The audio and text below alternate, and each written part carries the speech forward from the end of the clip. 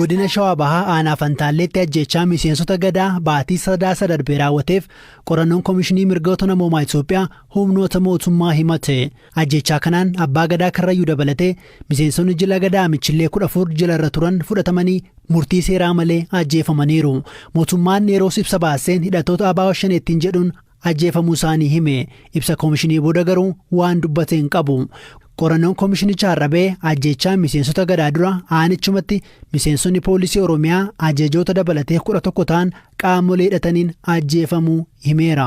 Komishinichi mootummaan qorannoo yakkaa taasisuun itti gaafatamni akka jiraatu gaafateera. Dhimma kanarratti qondaala Komishinichaa obbo Imaad Abdul Fattaa dubbiseera. Haalli ajjeechaa miseensota gadaa Karrayyuu ajjecha murtii mana murtiitiin alatti raawwatan yookiin afaan Ingiliffaatiin judicial killing kan jennuun kanadha jennetu kan konkuluud goonan jechaadha. Namootni ajjechaa san keessatti qajeeloodhaan ajjechaa san raawwatuudhaan fi indirectly ammoo ajjechaa san ajajuudhaan akka raawwatamu ajajuudhaan hirmaatan eenyu kan jedhe kan jedhu qoratee adda baasuudhaan itti gaafatamu mirkaneessuun gahee mootummaa ta'a sun qorannoo yakkaati kan ta'u jechaadha. Akkuma qorannoo mirga namoomaatittiin itti kan mirkaneessine sadarkaa high level ta'erratti ajjechaan sun eenyuun raawwatame kan jedhu controversial ture jechaadha. Itti kan mirkaneessine qaamolee nageenyaatiin ta'uu isaati jechaadha sanarraa ka'uudhaan. Ajjechaa sanaaf garuu sababni maal ture? Riipoortii irraa wanti hubanni jira, baakgiraawundi wanti sanii wantoonni ta'an jira achirratti bal'inaan ibsamee jira garuu wanti akka seeraatti itti walii galamu maalidha? Namni tokko erga to'annoo jala oolee booda eegumsi barbaachisaan godhamuufii qaba. Mana murtiitiin ajaja mana murtiitiin alatti ajjeefamus ta'ee miidhaan qaamaa biroo irra gahuu hin qabu kan jedhudha. Ittiin nama hunda kan walii galchuu danda'u. Tarii ajjeechaan abbootii gadaa ajjeechaa poolisoota wal qabataa isa jedhudha ture gaaffiin koo. Egaa nutis ajjechaa abbootii gadaa kana qorachuutti osoo hin seenin dura wantoota sanii fi dhiyootti taateewwan naannoo sanitti raawwataman ilaaluudhaaf kan yaalle. Akkuma achirratti lafa kaa'uuf yaalle guyyaa tokko dursee naannoo sanitti aanaa san keessatti poolisoota Oromiyaa hojii nageenya kabachiisuu irratti turan irratti haleellaa qaamoleen beekamneen qaamolee hidhatanii socho'an raawwatanii lubbuun poolisootaa dabreeraa poolisoota hedduurra miidhaan qaamaa gaheeraa qabeenyi manca'ee jira jechaadha. Ergasii booda kan lubbuun hafanii jiru turanii akkasumas immoo kan hidhamanii manidhaatti kan lubbuun isaanii darbee namni tokkos jiru namoonni kaan hidhaman akkam ta'an? Egaa odeeffannoo hammaarraatti qabnu nuti yeroo ammaa kana namoonni hidhaarra turan bahanii maatii isaaniitti akka dabalamanidha. Qondaaltonni mootummaa qorannoo kana keessatti hangam isin tumsanii? Egaa bu'aa bahii hedduutu ture jira. Walumaa galatti dhumarratti qorannicha gaggeessuu dandeenye jira. Kan nu gargaaranis jiru, kan nu gargaaranis jiru. Kan nu gargaaranis galatoomaa jechuun barbaada.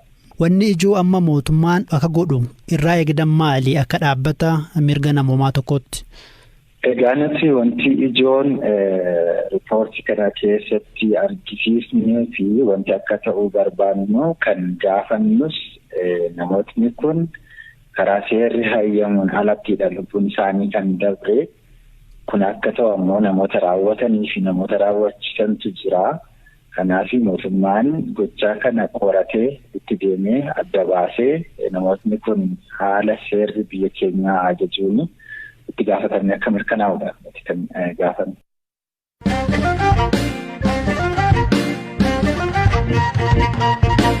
Taphataan dhihoo waancaa Afrikaa garee kubbaa miilaa Itoophiyaaf taphate Abubakar Naasir kilabii Afrikaa kibbaaf taphachuuf waliigalteerra ga'uu kilabiin isaa Buun Itoophiyaa hime. Kilabiin Mamelodi Sundowns jedhamuu fi inni nama mallatteesseef yeroo ammaa liigii kubbaa miilaa Afrikaa kibbaa dursaa jira. Afrikaa kibbaattis kilaba maqaa guddaa qabuu fi milkaa'edhas. Taphataan kun kilaba kana seenuun maal akeeka? Gaazexeessaa ispoortii Fireew Asraat. ኦፊሻሊ ክለቡ ከአፍሪካ ዋንጫ መልስ ወደ አፍሪካ እንደተጓዘ ኦፊሻል ዋንጫ አፍሪካ ቦደ ያሊ ጎቹዳፍ አቡበከር ገራ አፍሪካ ኪባ ከይመለ ክለብች ይፈት ቤክሴ ቱሬ ጉያ ከሌሳሞ ቆንዳልቶኒ ክለብቻ Abubakar bunni Itoophiyaa fi Maamala Sendaawuns waliigaltee irra ga'uu isaanii ibsaniiru. Taphataa ga'umsa qabudha. Ofiis biyya isaas gargaaruu danda'a. Liigiin Itoophiyaa televezyiiniin erga darbuu eegalee Mujib Qaasim booda taphataa biraa kilabii alaaf mallatteessedha. Kallattiin DSTVdhaan darbuun isaa ga'umsa isaanii kilaboota akkasumas namoota biroof akka agarsiisan isaan gargaareera.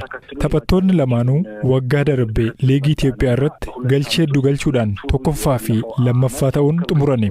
Abubakar Naasir kilabii alaaf mallatteessuun isaa warri biyya keessa jiranis cimsanii yoo dalagan egeree isaanii tolchuudhaaf carraa gaariitu jira kan jedhu akeeka.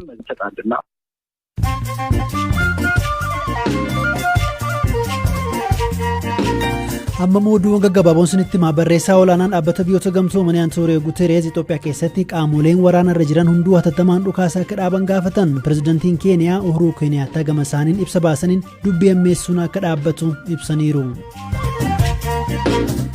Ameerikaan muddama Raashiyaa fi Yuukireen gidduutti hammaate hordofee loltoota 3,000 gara Awuroopaatti erguu fi pirezidantiin US Joo Baayiden torban kana keessa loltoota dabalataa gara baha Awuroopaatti erguuf murteessuu qondaaltonni Waayit Haawus himaniiru. Riippaabilika Dimokiraatawaa Koongootti shiboon elektirikii gabaa Kinshaasaa keessatti citee bu'ee lubbuu namoota 26 galaafate. Shiboon annisaa guddaa dabarsuu kun bo'oo lolaa gabaa magaalaa guddoo biyyattii Kinshaasaatti dhiyoo jirtu keessa citee bu'e.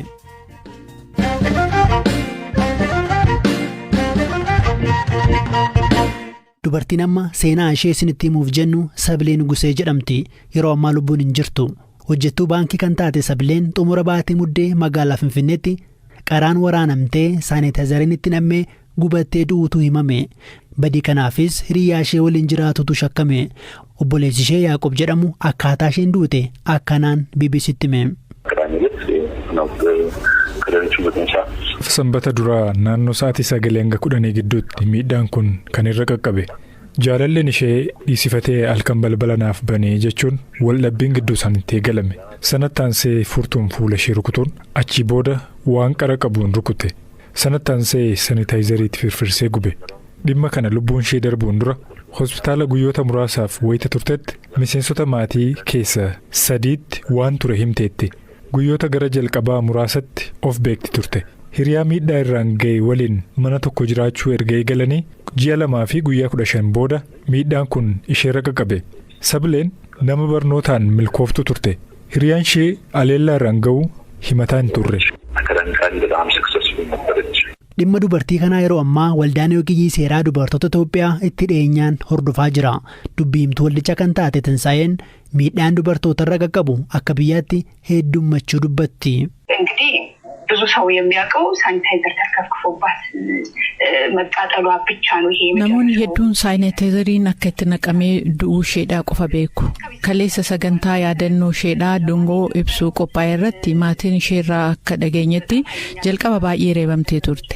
Sana booda meeshaa qara qabuun hedduu 2 waraanamte. Itti aansee saanitaayizarii itti firfirsuudhaan mataa ishee irraa kaasee gubatte. Qaamni isheedhaa harka 40 kan ta'u gubachuu maatiin isheedhaa nutti himaniiru.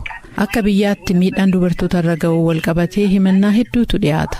Fakkeenyaaf kan miidhaan qabeenya walqabatu gaa'ela hiikuu akkasumas haleellaa hiriyaadhaan raawwatamu miidhaa dubartoota irra ga'uu keessaa harka lakkoofsa olaanaa qaba. Akka biyyaatti miidhaa qaqqabu lakkoofsaan kaa'uudhaaf garuu qorannoo dabalataa barbaachisa. በአገር አቀፍ ደረጃ በዳታ ለማስቀመጥ ጥናትን ይጠይቃል።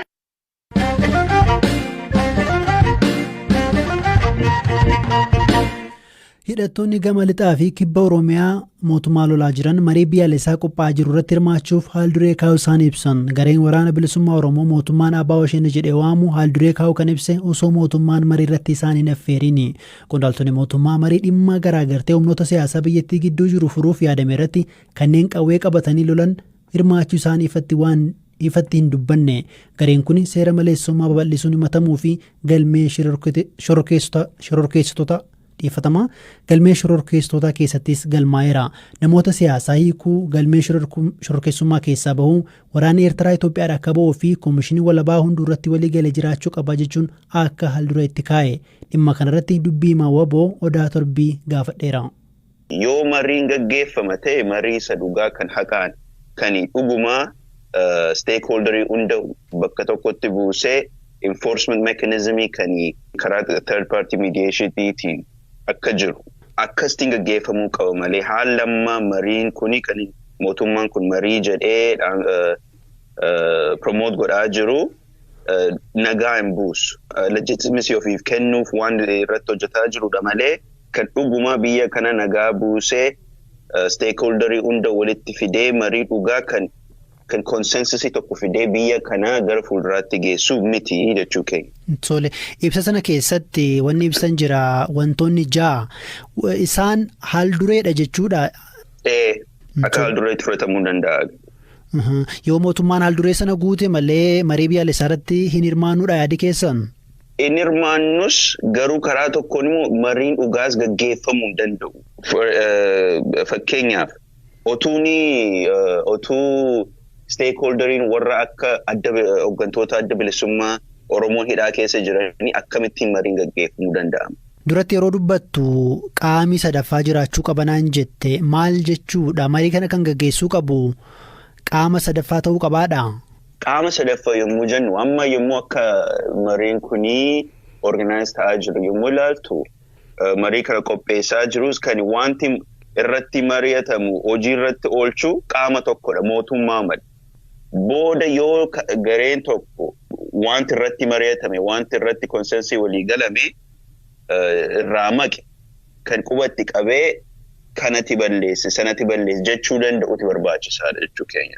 Garuu mootummaan akka ibsetti adeemsisuun walla bakka ta'etti komishiinaroonnis uummataan filamaa turanii kana dura gaaffiin keessa itti gaafatamni komishinichaa waajjira ministeera muummeedhaa ka'ee afyaa'ee mana maree bakka bu'oota uummataaf ta'eera. Kunneen wanni taasifaman ni jiru. Kana irrattis gahaa mitiidha amma yaadi keessan. Amma walaba independent commissionii jedhamu kuni waanuma mootummaan ofiif qopheessadha warra ofii amanee keessatti galchifachedha malee wanta amanamuu danda'amu miti. Garuu ragaa maal qabdu himannaa akkasii gaaroo dhiyeessitan isin? Yoo mootummaa karaa tokkoon unilaterally ofii uumee ofii independentidha jedhe akkamittiin where was the consensus that it is independent? Nagaa buusuu garuu ga'een kan mootummaa guddaa ta'uu danda'a. Isinoo ga'ee keessan ba'uuf qophiidha. Humni kana durasii waliin hariiroo tolchee TPLF nagaaf carraan kenna jechuun sochii akka taasisaa jiru dubbateera. Gama keessan kan argaa hin jirru. Lakki xiqqoo dogongarteetta sirratti maaliifi nuun waggaa 3 kana marii fi nagaa irratti balbala cufnee hin beeknu. Mootummaanis akkasuma jedha karri kobanaadha isinis akkasuma jettu garuu lafa irratti moonni socho'ee mul'atu. Yoo mootummaan kuni legitimate steps towards peaceful resolution yoo fudhate nutis duukaa buuna garuu conditioning jira garuu kanadha kan nu barbaannu si'a baay'ee jenneera. Kanaafuu mootummaan dursa yoo fudhate socho'ee faana buunaadha yaadi keessan. Foundationally rakkina qaba sirni amma biyya kana bulchaa jiru. Sirni kanarratti deddeebee deemuu reformii gochuu miti. There has to be a new foundation, a new start for the country. Dhaggeeffattoota keenya sagantaan BBC Afaan Oromoo kan roobii galgalaa xumurameera boroo walitti deebinaa ammayyuu taanaan ture.